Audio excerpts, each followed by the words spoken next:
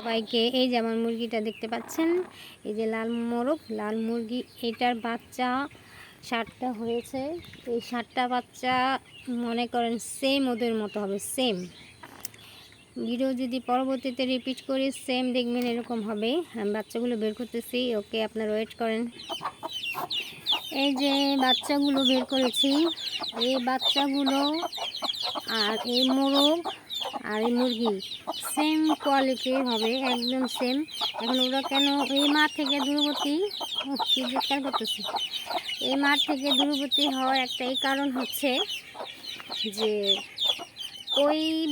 এই বাচ্চাগুলো ওই পিঙ্কি ফুটাইছে, অন্য মা ফুটাইছে, তার জন্য এই জন্য ভেতর থেকে পিঙ্কি চিৎকার করতেছে ওকে, এই বাচ্চাগুলো চিৎকার করতেছে।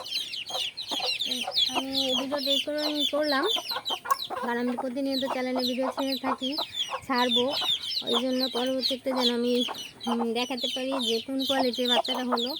আর এই মুরগিগুলো সব আমার ঘরে থাকবে, আর এগুলির ওজনও কেমন হয় সেটা আপনারা দেখতে পারবেন। এই যে এই মোরগ আর এই মুরগি সেম কোয়ালিটি, সবগুলো বাচ্চা হবে একদম। আমি এই পরবর্তীতে ভিডিও ইনশাল্লাহ দেখি কয়টা বাঁচে। তো আপাতত 7টা আছে, 7টার ভিতরে একটা অবশ্য আমার মেয়ে পালবে, মেয়ে হাতে হাতে নিয়ে পালবার অনেক ইচ্ছে। তো সেই হিসেবে বাচ্চাগুলো কে দেখে রাখেন সবাই, এই কোয়ালিটি, এই মুরগির কোয়ালিটি সেম এই সবটি বাচ্চা হবে।